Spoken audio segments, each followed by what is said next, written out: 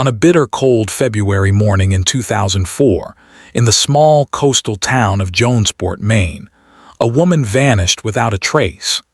Her name was Jennifer Walsh, a 32-year-old mother of two, a bookkeeper at the local fish processing plant, a woman whose daily routine was as predictable as the tide that shaped the rhythm of this fishing community. She left for work at 7:45 in the morning, her husband standing at the kitchen window watching her silver Honda Accord pull out of the gravel driveway. By noon, her desk chair sat empty. By nightfall, search teams combed the rocky shoreline with flashlights cutting through the fog. By morning, the questions had already begun to multiply in whispers behind closed doors. What happened to Jennifer Walsh in the 6 miles between her home on Sawyer Cove Road and the processing plant on Harbor Street? And why did the man who last saw her alive seem so strangely calm? The town of Jonesport sits at the edge of Washington County, the easternmost reach of the United States, where the land breaks apart into islands and the Atlantic Ocean stretches cold and gray toward the horizon. Population 2,300 souls, give or take, depending on the season and the fishing. Lobster boats lined the harbor in those days, their colorful buoys stacked on weathered docks, the smell of salt and diesel fuel mixing with the cries of gulls overhead. This was a place where families had fished the same waters for 5 generations, where everyone knew everyone, where doors stayed unlocked, and children rode their bicycles down the middle of Main Street without fear. The kind of town where disappearances simply did not happen. Jennifer Walsh had grown up 40 miles inland in Machias, the daughter of a high school teacher and a nurse. She met Thomas Walsh during her junior year at the University of Maine at Machias, where he was studying marine biology, and she was pursuing a degree in accounting. They married in the summer of 1998 at a small chapel overlooking the bay, honeymooned in Bar Harbor, and settled into a modest Cape Cod-style house that Thomas's grandfather had built in 1952. The house sat on 2 acres of scrubby land dotted with pine trees, close enough to town to walk to the general store but far enough out to feel private. Jennifer took the bookkeeping job at Moosebec Fisheries in 2001, after their second child was born. She worked Monday through Friday, 8 to 4:30, entering invoices and cutting checks and reconciling accounts in a small office that overlooked the processing floor. On the morning of February 19, 2004, the temperature hovered at 18 degrees. Frost covered the windows. Jennifer woke at 6:15, as she always did, moving quietly through the dark house so as not to wake the children. 8-year-old Emma and 5-year-old Michael still slept in their rooms upstairs, their small bodies warm under quilts that Jennifer's mother had made.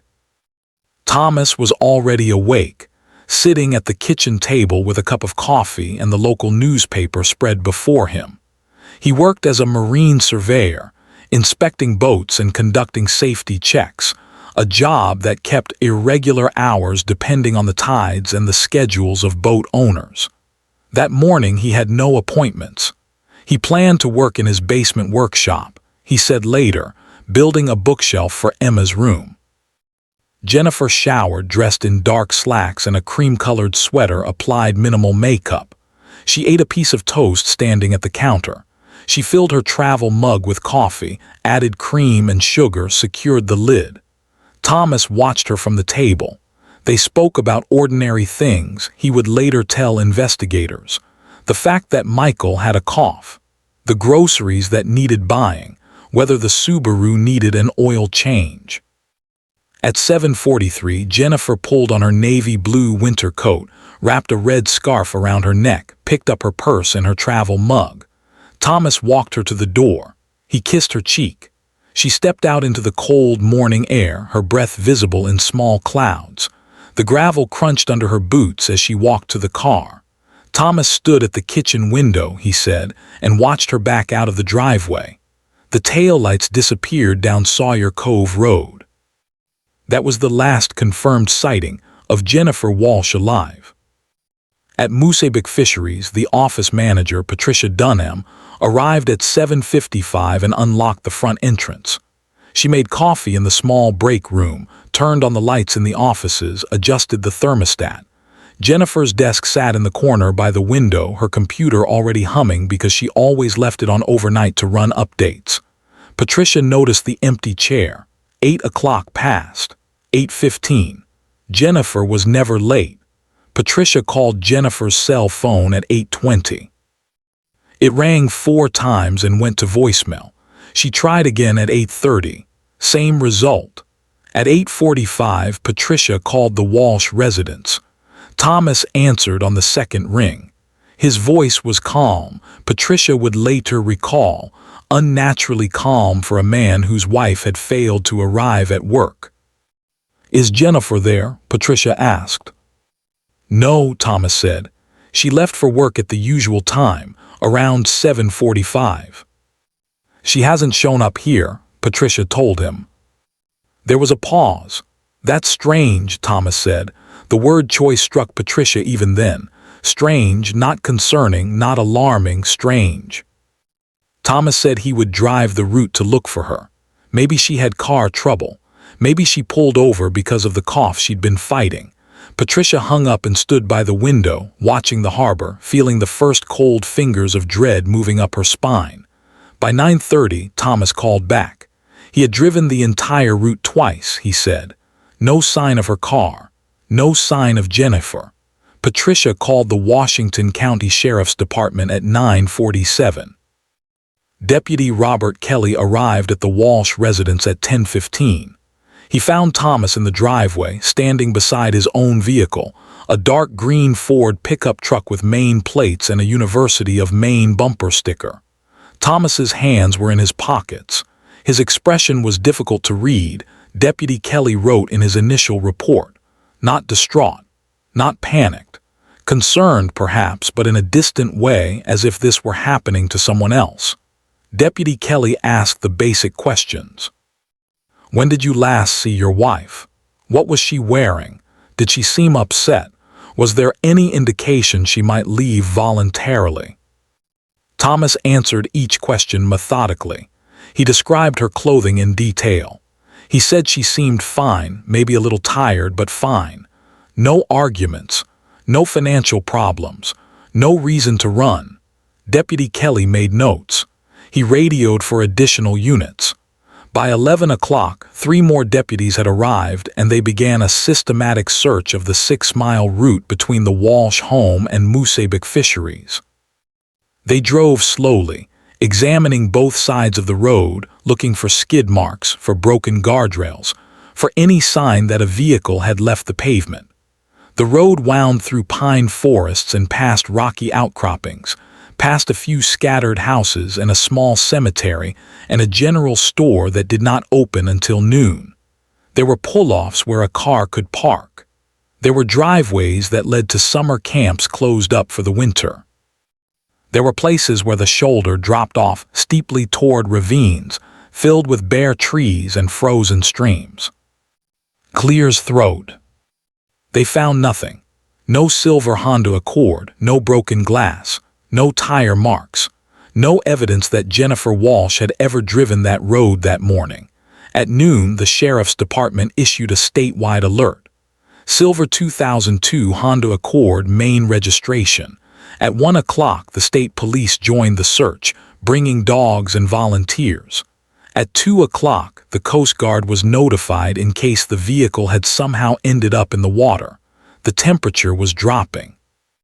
The wind picked up from the northeast, carrying the smell of snow. Jennifer's parents arrived from Macia's at 2:30, her mother crying, her father grim-faced and silent. Thomas met them in the driveway. He embraced them briefly. Those who witnessed the exchange said later that something felt off about it, about the way Thomas held himself, the way his eyes did not quite meet theirs. By late afternoon, more than 60 volunteers had assembled at the fire station. Locals who knew the area, fishermen who knew the coastline, hunters who knew the back roads and logging trails. They divided into teams, each assigned a section of the search grid. They walked through woods where snow still clung to the shadows. They checked abandoned buildings and boat sheds and fish houses. They called Jennifer's name until their voices grew hoarse. As darkness fell, they returned to the fire station empty-handed, their faces red from the cold, their eyes reflecting the growing certainty that this was not going to end well. That first night, Thomas stayed at the house with the children. Jennifer's parents stayed as well, sleeping in the guest room, listening to the old house settle and creak around them. Jennifer's mother, Caroline, sat with Emma and Michael, reading them stories, trying to maintain some semblance of normalcy.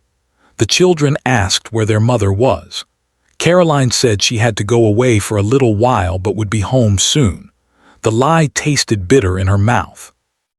Upstairs, Thomas moved through the bedroom he had shared with Jennifer, his footsteps heavy on the floorboards. At some point during that long night, Caroline went to use the bathroom and passed Thomas in the hallway. He was carrying a laundry basket. She noticed he had changed the sheets on the bed. She noticed the sheets in the basket were pale blue, the same color as the ones that had been on the bed that morning. She did not think much of it then. Later, she would think of little else. The search continued through the weekend. Divers from the state police went into the harbor and the coves, searching the murky water in dry suits, their air tanks strapped to their backs. They found nothing. Search and rescue teams brought in dogs that tracked scents, German shepherds and bloodhounds that moved through the property with their noses to the ground. The dogs showed interest near the detached garage behind the Walsh house, circling and whining, but there was nothing visible to explain their behavior. Investigators photographed the garage interior, noting the oil stains on the concrete floor, the tools hanging on pegboards, the workbench cluttered with marine equipment and fishing tackle. Thomas explained that he used the garage to work on outboard motors and boat gear. He had been in and out of it regularly in the days before Jennifer's disappearance. The dogs' interest meant nothing, he said. They probably smelled old fish bait. On Monday, February 23rd, 4 days after Jennifer vanished, the story made the Portland newspapers. Coastal woman missing under mysterious circumstances. The phone lines at the sheriff's department lit up with tips. Someone thought they saw a silver Honda near Lubeck. Someone else reported a woman matching Jennifer's description at a rest stop in Bangor. Every lead was checked. Every tip investigated. None led anywhere. The car seemed to have evaporated. Jennifer seemed to have stepped out of her life and into a void. Investigators began to focus more carefully on Thomas Walsh. They interviewed his neighbors, his colleagues, his friends. The picture that emerged was of a quiet man, competent at his work, somewhat reserved socially. He and Jennifer seemed happy enough, people said, though they were not the type to display affection publicly. They attended church sporadically. They kept to themselves mostly. No one reported fights or screaming matches. No one had noticed bruises on Jennifer or signs of distress. But there were small things, odd things, that began to accumulate in the investigators' notes. A woman who worked at the general store remembered Thomas coming in on the afternoon of February 19th, the day Jennifer disappeared, to buy trash bags and bleach. He seemed calm, she said. Too calm.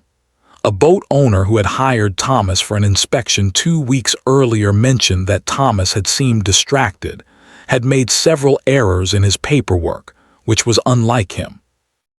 Deputies returned to the Walsh house with a search warrant on February 26th. They spent 6 hours going through every room, every closet, every drawer. They took Jennifer's computer. They took her day planner and her address book. They examined the bathroom and the bedroom with luminol, looking for traces of blood that might have been cleaned up. The luminol revealed nothing remarkable. No spatters. No smears. Just the normal small reactions you might find in any household. They checked the drains and found hair consistent with Jennifer's, which was expected. They bagged samples anyway. In the garage, they examined the concrete floor more carefully. There were fresh oil stains, consistent with Thomas's explanation about working on outboard motors. There were also faint marks that might have been drag marks or might have been nothing, the scrapes and scuffs of tools and equipment being moved around.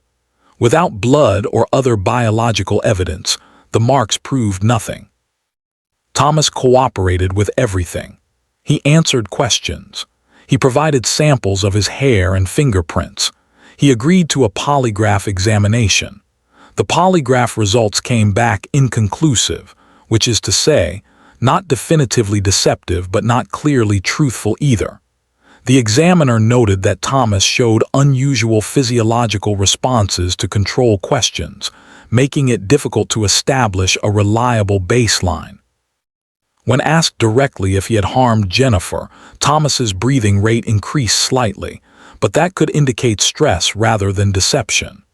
When asked if he knew where Jennifer was, his galvanic skin response spiked, but again, that could simply reflect anxiety about the situation. The polygraph, investigators knew, was not admissible in court and was only as good as the examiner's interpretation. It gave them nothing concrete. Clears throat. By mid-March, the active search had wound down. The case remained open, but investigators had exhausted their immediate leads. The silver Honda Accord had not been found. Jennifer's credit cards had not been used. Her bank account had not been accessed. She had simply vanished, and in the absence of a body or a crime scene or a confession, the investigation stalled. Thomas Walsh went back to work. The children returned to school, walking through the halls with eyes that had learned to look at the floor, carrying a weight that children should never have to carry. Jennifer's parents returned to Macia's, calling the sheriff's department every day for updates, receiving the same answer every time.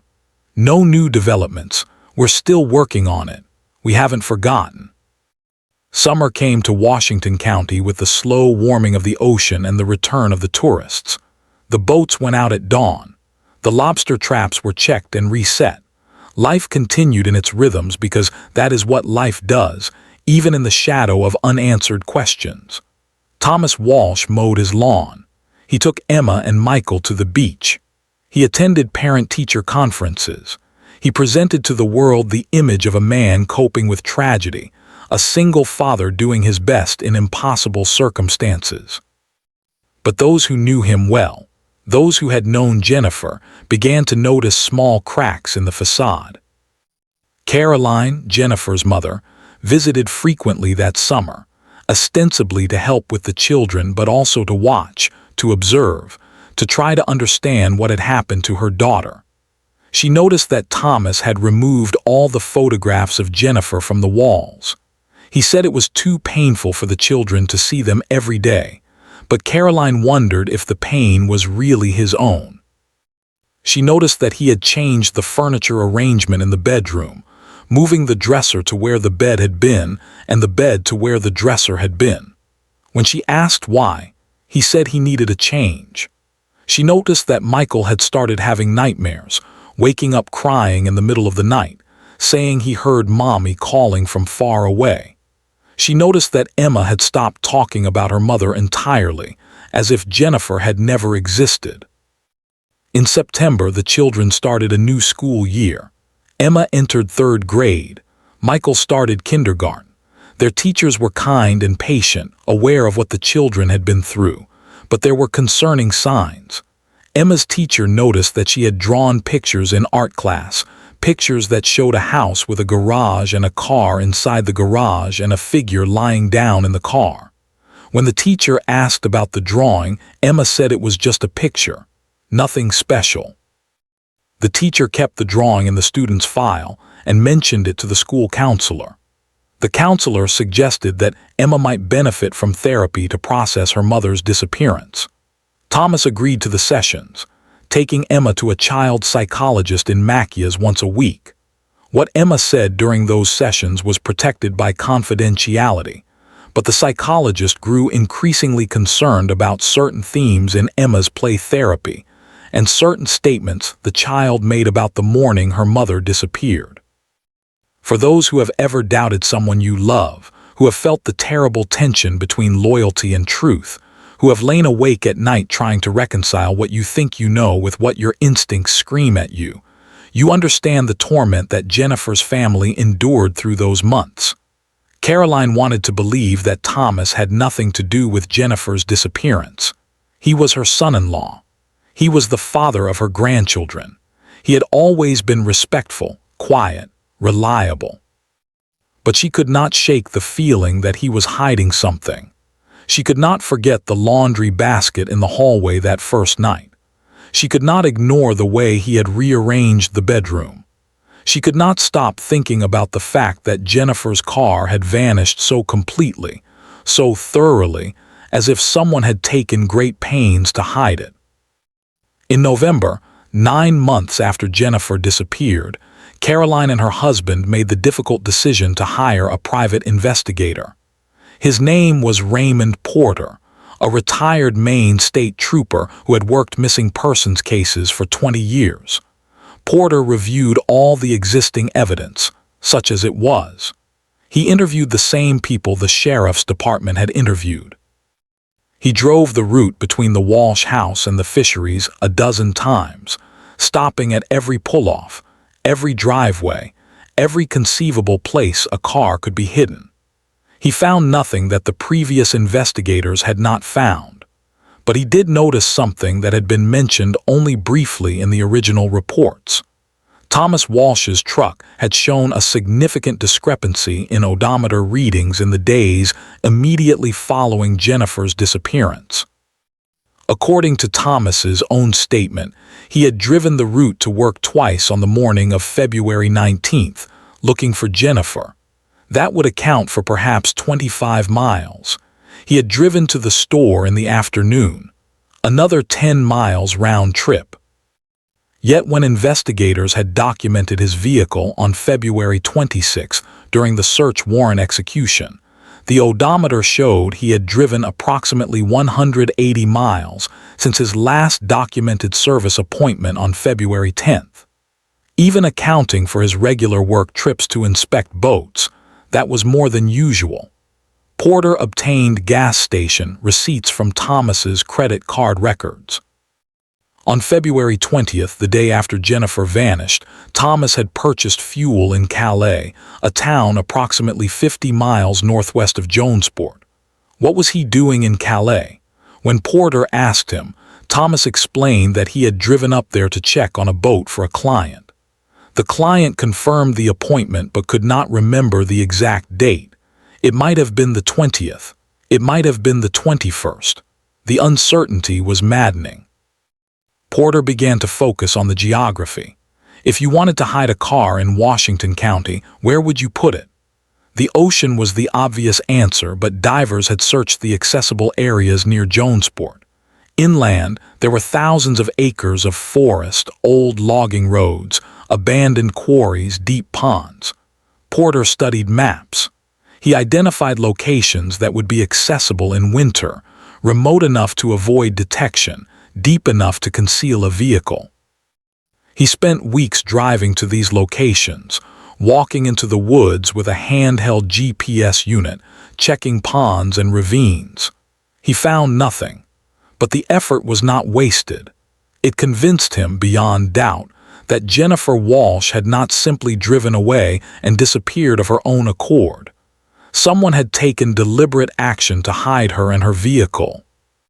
In December of 2005, nearly 2 years after Jennifer's disappearance, Thomas Walsh filed for divorce. The legal mechanism was complex because Jennifer was not officially deceased. Thomas's attorney filed on grounds of abandonment, arguing that Jennifer had been missing for more than the required statutory period and should be presumed to have left the marriage voluntarily. Jennifer's parents fought the petition, hearing an attorney to argue that Jennifer had not left voluntarily and that Thomas should not be allowed to benefit from her disappearance. The judge ultimately granted the divorce, ruling that enough time had passed and that Thomas had a right to move forward with his life. The decision felt like a betrayal to Caroline, like the legal system was erasing her daughter from existence. The divorce freed Thomas to sell the house. He put it on the market in February of 2006, exactly 2 years after Jennifer vanished. The house sold quickly to a family from Massachusetts looking for a summer property. Thomas bought a smaller house in town, closer to the school, easier to maintain. He packed up the belongings, sorted through Jennifer's clothes and books and personal items. He donated most of it to charity. He kept a few photographs for the children, stored in a box in the attic. Emma was now 10. Michael was 7. They had lived more of their lives without their mother than with her. They asked fewer questions as time went on. The human capacity to adapt, to normalize even the most abnormal circumstances, is both remarkable and heartbreaking. Thomas began dating in 2007. A woman named Susan who worked at the bank. They were seen together at restaurants in Machias, at the movie theater, walking along the harbor. Jennifer's friends found it obscene. Jennifer's mother found it unbearable, but there was nothing anyone could do. Thomas was a free man. The investigation into Jennifer's disappearance remained technically open, but it had gone cold. The leads had dried up. The case files gathered dust in the sheriff's department basement. Deputy Kelly, who had been one of the first responders, transferred to another county. The new deputies did not know Jennifer's name. The case became a footnote, a sad story that people mentioned occasionally when discussing unsolved mysteries. Clears throat. Then in March of 2008, 4 years after Jennifer disappeared, something shifted. Emma Walsh, now 12 years old, walked into the office of her school counselor and asked if she could talk about something that had been bothering her. The counselor, a woman named Lisa Brennan who had worked with Emma on and off for years, said of course, they could talk about anything. Emma sat down. She twisted her hands in her lap. She said she had been having dreams about the morning her mother left. She said she remembered things that she was not sure were real or just things her mind had made up. Lisa Brennan listened carefully, making notes, asking gentle questions. Emma described waking up early on the morning of February 19, 2004. She said she had a stomachache and had gotten out of bed to tell her mother. She said she walked downstairs and heard voices in the kitchen, her mother and father talking but not in normal tones. Tense tones. She heard her mother say something about leaving, about needing space. She heard her father's voice get louder. Then it got quiet. Emma said she peeked around the corner and saw her father standing very still and her mother sitting at the table with her head down. Emma got scared and went back upstairs to her room. She heard the front door open and close. She heard a car engine start. She went back to sleep. When she woke up later, her father was making breakfast and her mother was gone. Lisa Brennan felt her pulse quicken. She asked Emma if she had ever told anyone this before. Emma shook her head. She said she had not remembered it clearly until recently. She said the dreams kept bringing it back, piece by piece. She said she was not sure if it mattered anymore. Lisa Brennan assured her it mattered. She explained, very carefully, that she would need to report what Emma had said to the authorities because it might be important to the investigation into her mother's disappearance. Emma started crying.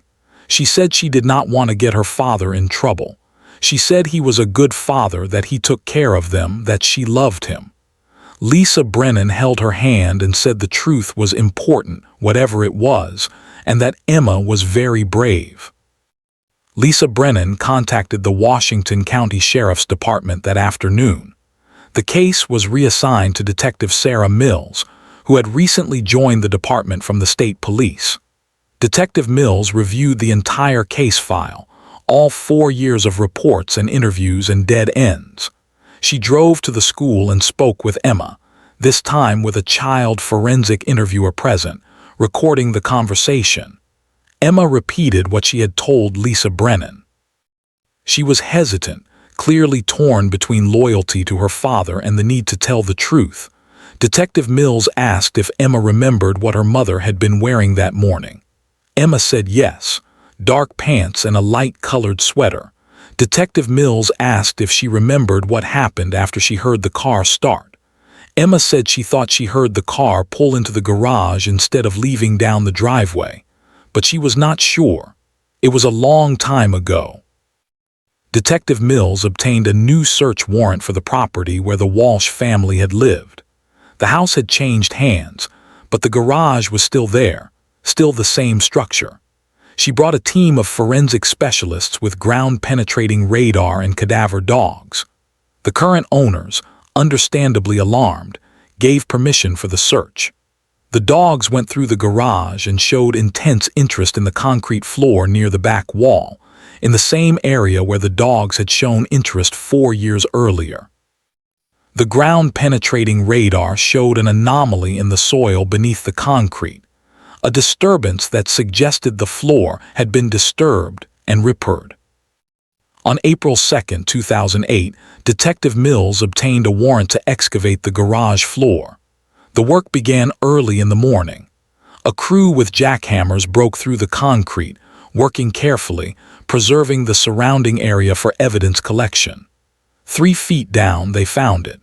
A silver 2002 Honda Accord buried beneath the garage, packed in with dirt and gravel. The vehicle had been positioned carefully, lowered into a pit that had been dug precisely to accommodate it, then covered over with soil and a new layer of concrete. The effort required to conceal it this way would have taken hours, planning, physical labor. This was not a crime of passion.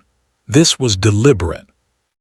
The car was extracted with a crane lifted carefully from the ground. Forensic teams swarmed over it, documenting every detail. The driver's side door was unlocked. The keys were still in the ignition. In the front seat, they found the remains of Jennifer Walsh. She was dressed in dark slacks and a cream-colored sweater. A red scarf was around her neck. The autopsy would later determine that she had suffered blunt force trauma to the back of the head and had been manually strangled. The medical examiner estimated time of death at approximately 8 o'clock in the morning on February 19, 2004, consistent with the timeline of her supposed departure for work. She had never left the property. She had died in her own garage, her body hidden beneath the concrete where her children played, where her parents visited, where investigators had searched and found nothing. Thomas Walsh was arrested on April 4, 2008 at his home in Jonesport. Detective Mills and 2 other officers arrived at 6 in the morning. Thomas answered the door in pajama pants and a t-shirt. When Mills told him he was under arrest for the homicide of Jennifer Walsh, his face registered no surprise. He simply nodded.